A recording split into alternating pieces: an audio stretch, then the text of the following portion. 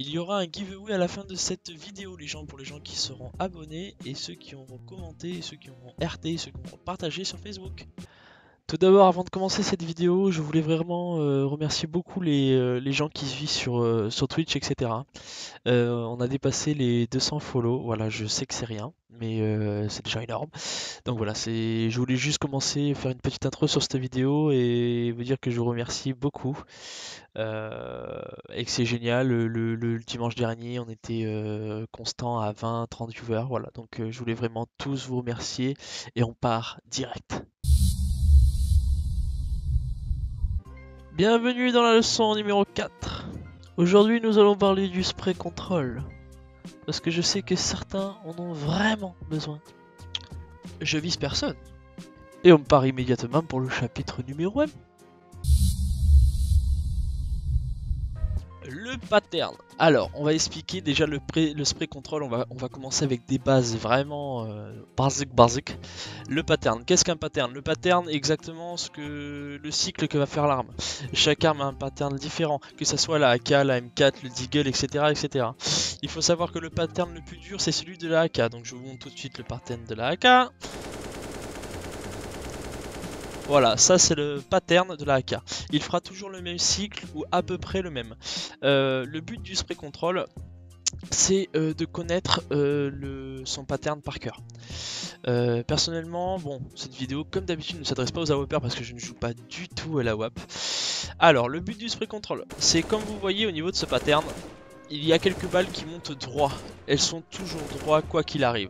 C'est après seulement que l'arme commence à partir en couille, il va nous faire du droite-gauche, droite-gauche, droite-gauche. Alors déjà, il faut te servir de cette montée de balles qui est toujours pareille. Déjà, on va clore les débats au niveau de moi, je fais un spray control, je vais sur une map spéciale et tout, ça m'apprend un spray control chambé, c'est ouf gros et tout. Il faut savoir que les maps qui t'apprend à full, c'est de la merde. Pourquoi? Parce que si une personne bouge, quand la personne est fixe, apprendre à contrôler son spray control est utile. Si la personne bouge, comme on va dire 95% du temps, ça nous donne à peu près un truc comme ça. Si par exemple on voit que l'arme, quand on essaie de contrôler le spray, elle va à droite. Donc toi théoriquement pour lutter contre le pattern, tu vas essayer d'aller vers la gauche. Vers la gauche. Parce que moi j'ai la cam inversée, excusez-moi. Si du coup je contrôle vers la gauche pendant que la personne va à droite ou l'inverse, comment te dire que ça va faire de la grosse merde. Donc déjà on va clore le débat au niveau des maps. Pour s'entraîner au spray control, il n'y a qu'une seule façon, c'est d'aller sur cette map comme je dis à chaque fois, en DM, etc.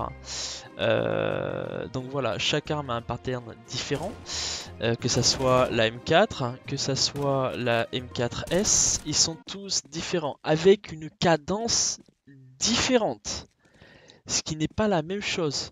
Ça veut dire que je vais vider plus rapidement les balles par exemple de la M4 normale que la M4S.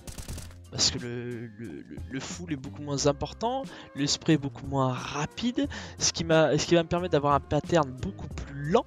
Donc ça, il faut que ça joue avec, qu'on soit bien d'accord. Et on part directement pour le chapitre 2, pourquoi on favorise le spray control, le full, etc. par rapport au one tap. Je vais vous expliquer pourquoi, il y a plusieurs choses à savoir. Déjà, donc je vais vous montrer en vitesse réelle ce que ça donne. Donc, déjà, pourquoi on favorise le one tap et tout ça? Parce que je sais très bien que cette vidéo va s'adresser à certaines personnes. D'autres personnes vont me dire ouais, moi frère, je fais des one tap, easy, je m'entraîne qu'au one, je suis un dingue, je prends la AK, je fais des one bim bam, ça veut dire je fais des petits one du genre je tire qu'une balle, j'ai pas besoin du spray control, je m'en branle et tout.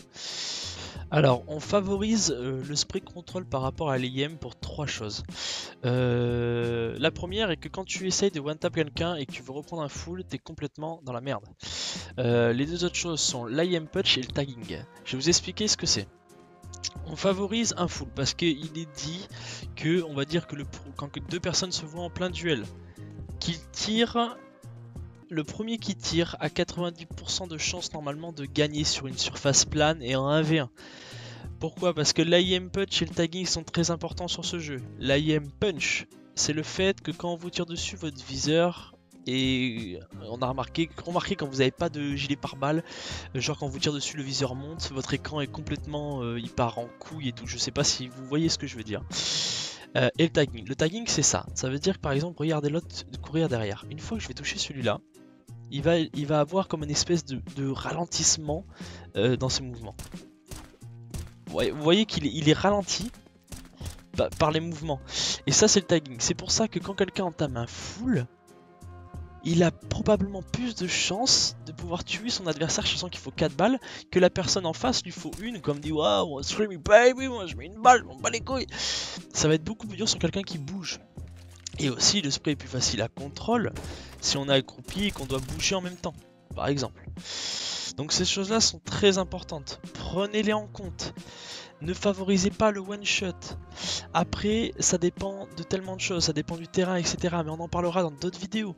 Ça veut dire si quelqu'un est en face de vous, que vous avez la possibilité de le spray, faites-le. Ne tentez pas les one, ne tentez pas les cuts, ne tentez pas les one jiggle, ouais je suis un dingue et tout. Vous pouvez le faire, ceux qui ont un certain niveau. Mais ce tuto s'adresse aux AK, shérif, peut-être eagle si j'arrive déjà à leur apprendre quelques trucs. Il faut savoir que c'est très important et absolument d'arrêter de se prendre pour des professionnels, tout simplement. Et on part directement pour le chapitre 3. Quel conseil je pourrais vous donner pour vous entraîner au spray control? Tout simplement, moi personnellement je m'entraîne très souvent en DM pour le spray control parce que les personnes bougent un peu aléatoirement, même si sur cette map on m'a demandé beaucoup le nom. Cette map s'appelle IM Bots avec un Z, je sais que je le prononce très mal, je m'entraîne très rarement sur cette map là, je vais plutôt en DM. Les petits conseils que je peux vous donner pour apprendre: déjà se mettre contre un mur, apprendre son pattern packer, ça veut dire que on tire, en contrôle, en contrôle. Vous voyez que toutes les balles qui ont été mises c'est à peu près la taille d'un homme, donc, et aussi apprendre à le contrôler de plus en plus loin, parce que plus on va loin, plus le pattern restera pareil sur votre écran, mais en fonction de la distance les balles vont s'éloigner. Prendre des bottes et tout simplement essayer de spray control même s'il bouge, même de loin.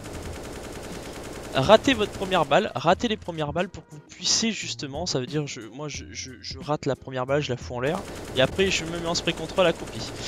Pour faire un spray control, il est plus favorable de se mettre accroupi. Pourquoi accroupi? Parce que accroupi, le spray control va diminuer je crois de, si je me dis pas de bêtises, je crois de 15 ou 20%. Ça veut dire que le viseur va rester stabilisé de plus que si vous étiez debout et tout le bazar. Et en plus, en accroupi, vous pouvez bouger en même temps que de spray control. Donc tout ça c'est un entraînement à faire. Je sais pas quoi vous donner de plus, tout simplement à rater première balle, vous voulez rater première balle, essayer de spray control et de suivre avec le viseur vers le bas la personne une fois que vous êtes en spray control. Le spray control, bon, je vais réexpliquer au cas où, le spray control c'est quand on commence à full. Voilà, là je suis en spray control. Ça veut dire j'essaye de maintenir une cadence qui pourrait potentiellement tuer quelqu'un de loin. Voilà, tout simplement.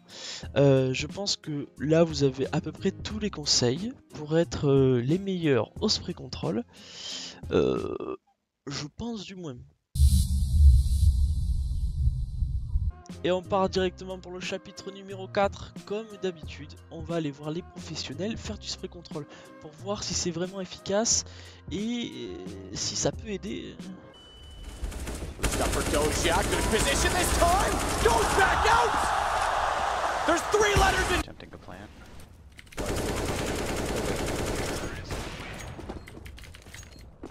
Teach me how to duck it.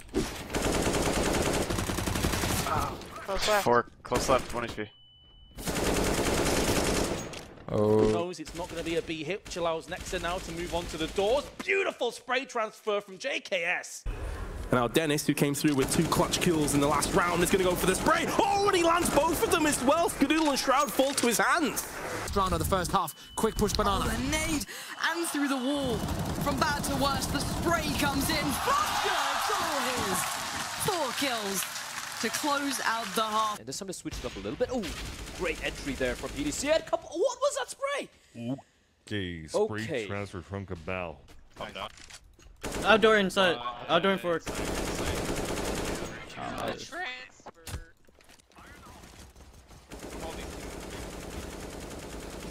Oh my god! The spray. Et voilà, c'est la fin de cette vidéo. J'espère que ça vous a plu. N'hésitez pas, comme j'ai dit, il y aura un giveaway sur un Deagle. On le fera dimanche, donc le 15 octobre. N'hésitez pas à abonner tout ce bordel, commenter. Si vous avez des questions, il n'y a aucun souci. Vous pouvez m'ajouter sur le Steam, il y a le groupe juste en dessous. J'ai tout mis et tout. Voilà, c'était génial. Je me suis bien amusé à la faire comme d'habitude et je vous fais des gros bisous.